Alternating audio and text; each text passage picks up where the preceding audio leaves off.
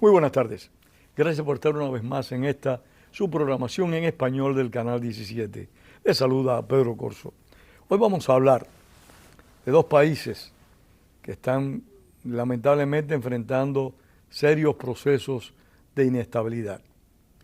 Como ustedes saben, recientemente en Perú tuvo lugar una jugada política que mejor que definirla yo la va a hacer nuestro invitado don Carlos Sánchez Berzaín, politólogo y profundo conocedor de los problemas de América Latina, que también nos va a hablar de Argentina. O sea, dos países importantes de nuestro hemisferio que están enfrentando serios problemas de gobernabilidad. Carlos, bienvenido. Encantado, Pedro. Un saludo por tu intermedio a toda la importante audiencia que tienes en Estados Unidos, en Hispanoamérica y en toda la región. Muchas gracias, Carlos. Es un placer tenerte una vez más aquí en el programa. Ya realmente tú eres parte de esta casa. Gracias. Carlos, ¿cómo ves, cómo contemplas la situación del Perú? Bueno, para entender lo que pasa en la Argentina, en el Perú y lo que se puede presentar en Colombia, en Ecuador, en toda la región, hay que recordar que en el siglo XXI hay dos Américas, lamentablemente. Una América democrática y una América dictatorial. Y que la América dictatorial está liderada por Cuba y está integrada hoy día por las dictaduras de Venezuela, Bolivia y Nicaragua. Y que para sostenerse se ha expandido, sobre todo en los últimos años, con una gran contraofensiva contra la democracia, y ha llegado a tomar las presidencias del Perú el año pasado, de Chile después, de Colombia, y ahora va a tomar la del Brasil con Lula. Porque esos son gobiernos que financiados, apoyados y con todo el bagaje del soporte del castrochavismo o del socialismo del siglo XXI, llegan a tomar la presidencia en países con democracia. Entonces, ¿qué pasa? Primero pasa que toman la presidencia a partir de ser minoría, nunca han sido mayoría. En el caso del Perú, en la primera vuelta Castillo sacó el 17%. Entonces el sistema lo lleva a que en la segunda vuelta tenga la mitad más uno, pero su apoyo popular real está alrededor del 17% que no es nada, o más una abajo. nación.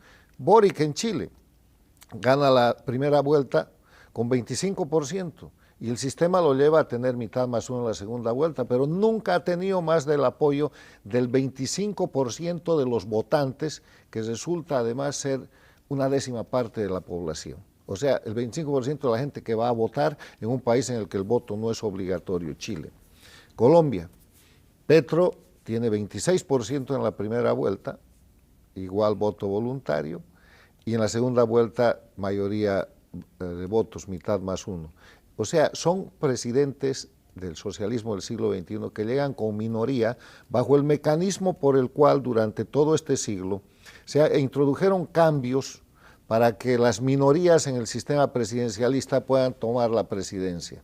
¿Y eso qué hace? Hace presidentes débiles, hace gobiernos débiles porque son minoría en el Parlamento y entonces se ven forzados, como no quieren hacer gobiernos de unidad nacional o gobiernos de consenso, lo que hacen es confrontarse, tratar de quebrar la democracia, como ha sucedido en Bolivia, como ha sucedido en Venezuela, como ha sucedido en Nicaragua, para a partir de esas minorías quedarse con el poder total.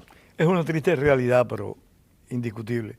Carlos, pero me gustaría que abordaras directamente qué es lo que está viviendo Perú en este momento y por qué ocurrió este intento golpe de Estado de Castillo y lo que pasó después. En ese marco, el expresidente Pedro Castillo no tenía mayoría en el Congreso y además empieza a hacer una administración proclamando las bases del castrochavismo. Proclama que él va a hacer una presidencia muy temprano al llegar al gobierno, donde quiere convertir al Perú en un Estado plurinacional, igual que Bolivia, quiere liberar la producción de coca para la producción de cocaína, igual que Evo Morales en Bolivia, y quiere nacionalizar. Entonces empieza a tener resistencia y con la otra mano se sumerge en un ámbito de profunda corrupción. Tiene 6 casos antes de su destitución donde la corrupción está absolutamente probada.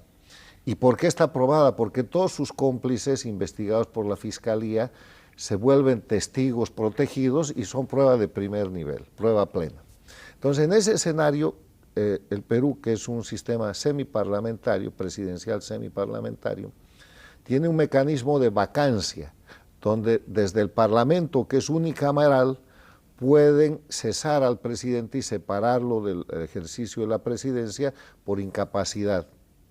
Han intentado eso 2 veces e iban a intentar la tercera vez esta semana que ha pasado, pero el mismo día en el que se iba a celebrar esa reunión del Parlamento a las 3 de la tarde, Castillo sale en la mañana, disuelve el Parlamento, disuelve el Poder Judicial, liquida la Fiscalía General de la República y se proclama gobernante único a través de mecanismos de decretos supremos.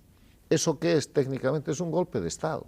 O sea, Castillo produce un golpe de Estado mediante declaración pública a todo el país y al mundo y empieza a ejecutar el golpe de Estado. Entonces, la democracia peruana se defiende.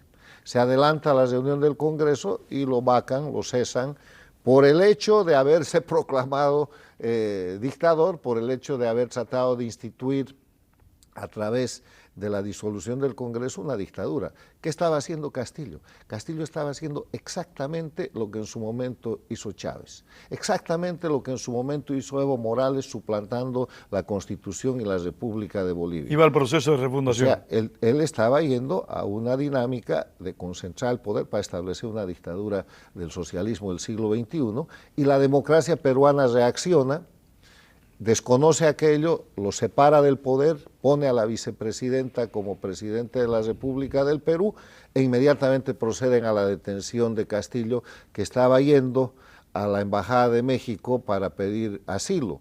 Lo mismo que Evo Morales. Cuando Evo Morales el año 2019 hace fraude electoral y renuncia, se va a su zona cocalera y narco del Chapare y México le manda un avión y los rescata y los saca rompiendo toda la soberanía nacional. O sea, lo que ha pasado en el Perú es un golpe de Estado y la buena noticia es que la democracia funciona en el Perú.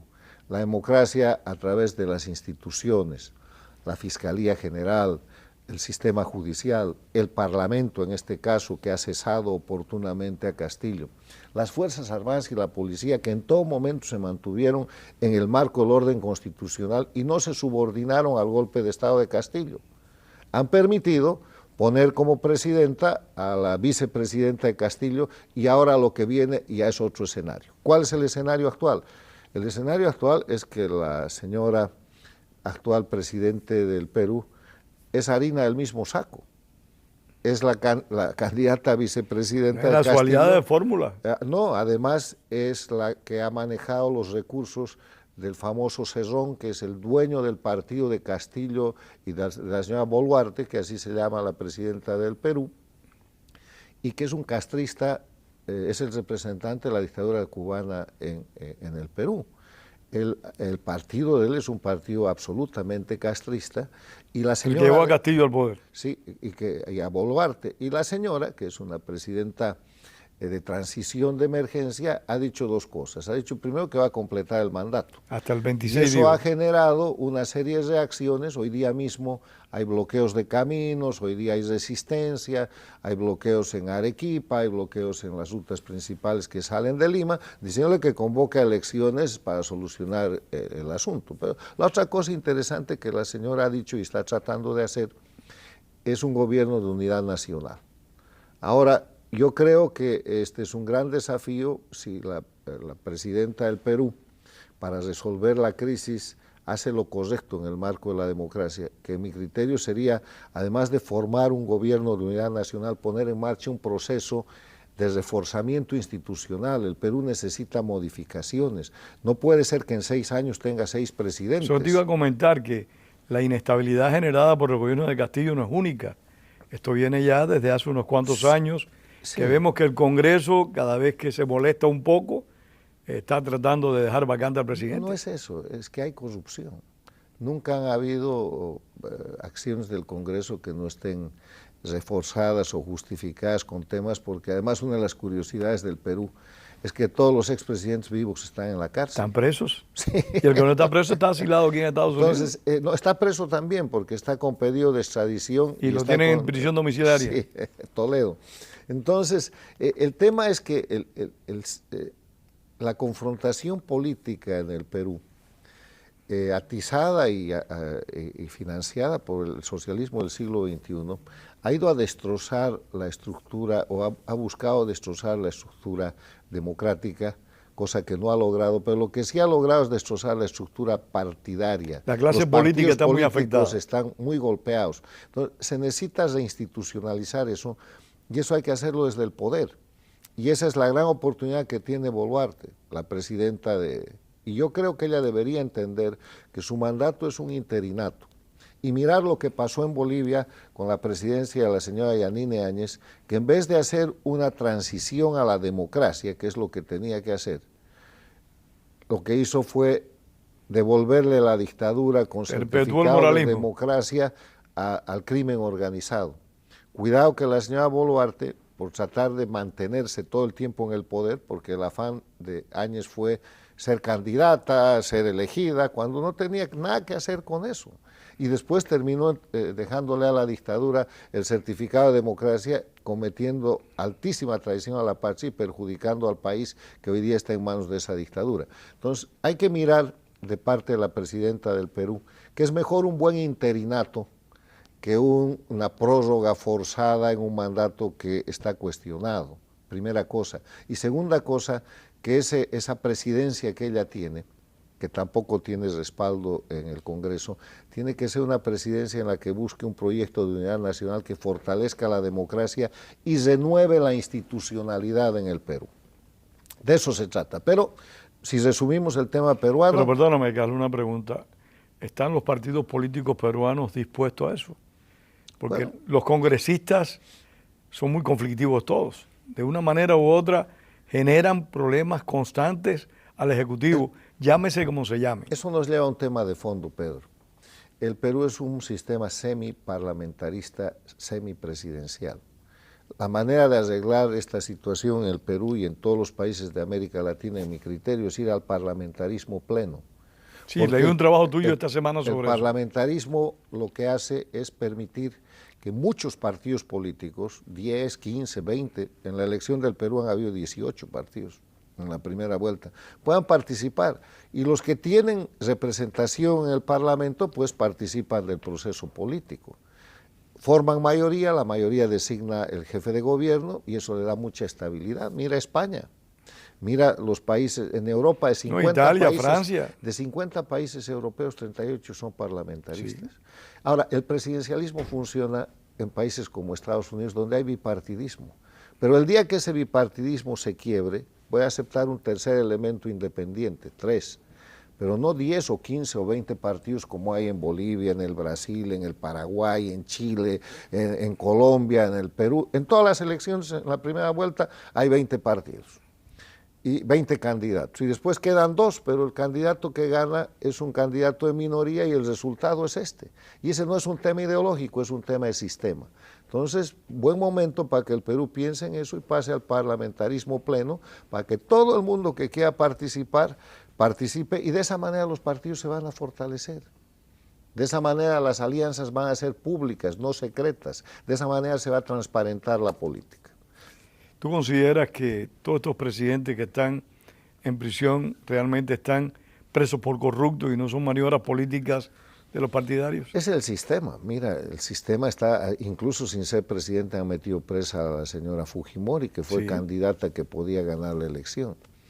Entonces, en el Perú hay muchas cosas de las que pudiéramos hablar mal, pero hay muchas cosas buenas. Por ejemplo, el Perú es el país que ha eliminado la guerrilla y la subversión de cuajo. Los ha derrotado militarmente y la otra gente está muriendo en la cárcel con sentencias judiciales definitivas. Que no le dan amnistía. Lo segundo, a partir de eso el Perú ha desarrollado un gran crecimiento económico.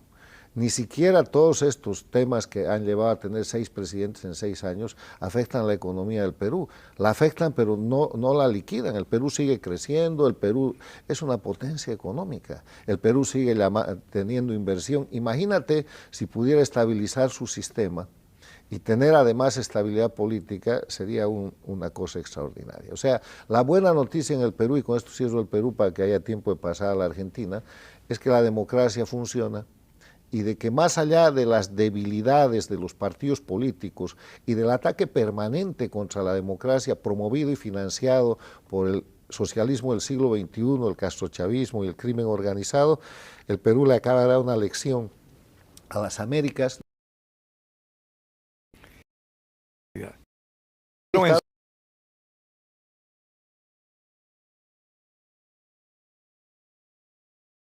Contra la expresidenta y actual vicepresidenta Cristina Fernández. La conclusión es la misma. La Argentina es un país en manos de un gobierno castrochavista, Fernández Kirchner. No confeso.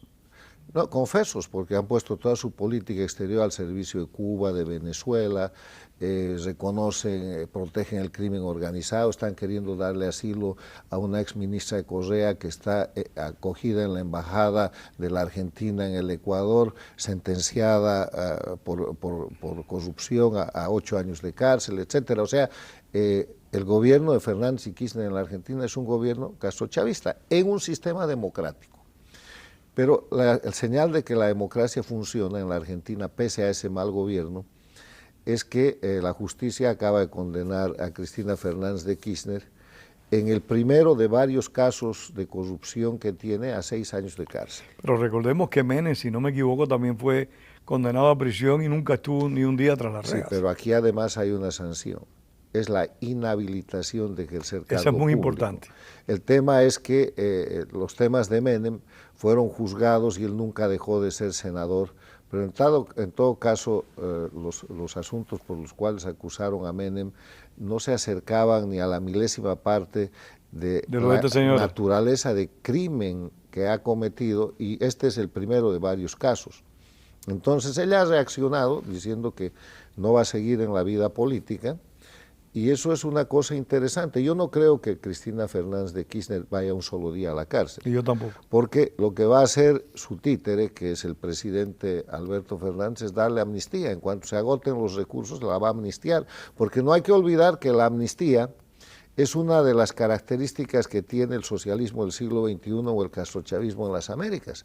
Evo Morales recibió 2 amnistías de Carlos Mesa respecto a los crímenes del golpe de Estado del 2003, y así pudo llegar a ser candidato el 2005 y a la presidencia el 2006. Sin esas amnistías no habría Evo Morales, estaría en los tribunales o seguramente sentenciado por los crímenes que ha cometido, ciertamente sentenciado. El otro tema es que él cuando llega a la presidencia le da una amnistía a Carlos Mesa y le da otra a Jorge Quiroga, que siguen siendo eternos candidatos del sistema de oposición funcional. ¿No? Bueno, eso en Bolivia, pero además acaba de ganar la presidencia del Brasil Lula en base a la nulidad de obrados. Bueno, ok. O sea, están acostumbrados a ser juzgados o a recibir perdones. Yo no tengo duda de que a Cristina le pudieran dar una amnistía, pero además de eso, bueno, es que va a cumplir la edad. Le ha faltado un tipo emblemático, sí. Hugo Chávez, que dio un golpe de Estado que causó un número grandísimo de muertos de la amnistía. Y lo amnistiaron. Por eso llegó a candidato y por eso llegó a presidente y por eso hay dictadura hoy día en Venezuela. O sea, las amnistías. Porque amnistía es una cosa bien curiosa. Amnistía quiere decir perdón del delincuente. Para recibir una amnistía primero tienes que aceptar que es criminal, porque no se perdona a los inocentes. Dicho eso, el tema es ya que ahí recurriste a la abogacía. No, pero así es la abogacía. La amnistía es la figura jurídica por la cual se hace desaparecer la sanción a un delincuente. No se da amnistía a los inocentes no necesitamos amnistía. Ok. Dicho eso, lo que hay que ponderar en la Argentina, además del sistema judicial, es el sistema de fiscales. Un grupo de fiscales altamente profesionalizados, no partidistas, que han trabajado en este caso como un tema absolutamente jurídico, evitando la presión de un grupo que quería abusar de las sentencias respecto a la acusada o generar impunidad del otro lado. Han pedido 8 años de cárcel, han dado 6, y yo creo que es un importante logro para la justicia argentina, porque donde hay justicia hay democracia. Sin duda alguna. Y donde hay prensa libre hay democracia. Sin duda. Y en la Argentina hay esas dos cosas que siempre la defienden, aún en el peor momento de la historia argentina, la prensa libre y la justicia y que federal, siempre están amenazadas bueno, por los gobernantes. Bueno, es tan grande la amenaza, Pedro, que uno de los grandes proyectos de Cristina Kirchner apenas llega al poder, esta vez con Alberto Fernández, es liquidar la Corte Suprema de Justicia. Lo ha intentado, y cuando no la puede liquidar, aumentar el número de miembros, ejercicio en el que sigue, continúa, para meter su gente y neutralizar esa Corte. Yo recuerdo cuando Cristina llegó a la presidencia, no ahora a la vicepresidencia, que ella habló de democratizar la justicia. Sí. Y otra cosa que está haciendo ahora, está desarrollando una feroz campaña de asesinato de reputación contra miembros del sistema de justicia. Justo antes de que salga la sentencia esta contra Cristina Kirchner, han aparecido en la Argentina unas grabaciones donde jueces federales y alguna gente aparecen en situaciones comprometidas. Entonces, a partir de errores, delitos o infracciones individuales de algunos jueces, ella ha tratado de presentar con todo el aparato de publicidad que tiene el kirchnerismo y que tiene el gobierno, eso como un ataque frontal contra el poder judicial. Y lo que hay que hacer en esto es ser muy claro. Los individuos, jueces, ministros o lo que sea, responden personalmente por sus actos. No puede atacarse por omisiones o por acciones indebidas de un juez o de un magistrado a todo el sistema. Sería como decir, acaba de ser condenada la vicepresidenta en ejercicio de la Argentina por actos y crímenes cometidos cuando era presidenta, entonces la presidencia no sirve. No es así. O sea, no es el poder ejecutivo el condenado y ella no puede dirigir, como está dirigiendo, una campaña de asesinato de reputación a todo el poder judicial federal a partir de hechos que además han sido obtenidos por sistemas de espionaje y de otro tipo. Carlos, ¿y esta señora no tiene que renunciar a la presidencia después de esta sanción en firme? Bueno, si fuera moralmente apta lo haría, pero no lo va a hacer porque... Pero no la obliga el presidente, no está obligada ella a renunciar. No, porque todavía la sentencia que se ha dictado no tiene autoridad de cosa juzgada, va a apelar, va a recurrir, y cuando tenga autoridad de cosa juzgada, para cumplir la inhabilitación, seguramente le darán amnistía para que termine el periodo. No hay que olvidar, Pedro, que la razón por la que Cristina Kirchner es vicepresidenta es porque en la confrontación con Macri, que quería ser reelecto, pero que hizo un mal gobierno, Macri lleva a la Argentina a que los argentinos voten en la última elección entre el mal gobierno de Macri y el crimen organizado de Kirchner. Y Kirchner le hace, con el castrochavismo, un juego estratégico extraordinario. En vez de ser ella la candidata, se inventa un candidato, que es Alberto Fernández, que es el prestanombre, es el títere del evento, y ella se pone de vicepresidenta, ¿para qué? Para tener el poder y para tener inmunidad, para tener impunidad además, y le ganan la elección a Macri. Entonces, ella está ahí, no porque quiere una Argentina mejor, no porque hay un plan de gobierno de desarrollo que haya empezado con el gobierno de su marido, Néstor Kirchner, y haya continuado con ella, para protegerse de toda la hipercorrupción que ha cometido y para seguir tapando los crímenes que han cometido transnacionalmente, desde el lavallato hasta el soporte de los gobiernos criminales de las dictaduras de Cuba, Venezuela, Bolivia y Nicaragua. ¿Néstor estuvo vinculado a esos actos de corrupción también? Absolutamente, él es el que ha empezado todo esto. Si no estuviera muerto, seguramente estaría enjuiciado. O sea, es el kirchnerismo, un mecanismo delictivo que se pone en evidencia con esta sentencia que toca a la expresidenta de la República Argentina, hoy día vicepresidenta. Carlos, ¿y qué perspectivas ves tú en Argentina con esta situación tan complicada? Bueno, viene la elección es el próximo año. Falta menos de un año para la elección. Y la perspectiva es que la Argentina pueda ir a un proceso de renovación de liderazgos. En la oposición están corriendo Patricia Bullrich, Rodríguez Larreta, el propio Macri, ahí está Milei en otro grupo de la oposición, y en el gobierno van a tener que inventar un candidato que seguramente puede ser o el hijo de Cristina Kirchner, Máximo Kirchner, o se está hablando de un gobernador de Santiago del Estero o un gobernador del kirchnerismo mismo, Gerardo Zamora, y se está hablando también de la posible candidatura del actual ministro estrella de Economía, Massa. Entonces ahí está todo, pero las elecciones vienen. El año se va a inaugurar en la Argentina. Massa también es un viejo kirchnerista. Con proceso electoral. Claro, es que va a volver a chocar la oposición, que se llama Juntos, donde se junta todos los grupos de oposición para tratarle de ganar, y el kirchnerismo, que es el oficialismo, que es el castrochavismo argentino, el socialismo del siglo XXI, la representación de toda esa maquinaria de crimen organizado transnacional hecha en la Argentina, que ha corrompido toda la estructura, como lo están demostrando estas sentencias, ¿no? Viene una elección en la que ojalá haya renovación. La Argentina tiene el gran mecanismo de las PASO, que son una especie de primarias, donde se ciernen las candidaturas, pero habría que escuchar ya las propuestas de gobierno, porque la Argentina está en una crisis económica terminal, juegan con fuego todo el tiempo, la deuda es impagable, y ya la inversión es algo que no está llegando a la Argentina, y ha bajado también su condición exportadora. La Argentina necesita buen gobierno, que es de lo que hay que hablar en las Américas. Esto de derecha e izquierda es cuento. La izquierda y derecha está muerta en el mundo capitalista y globalizado del siglo XXI. La gente no vota ni por derecha ni por izquierda, quiere buen gobierno.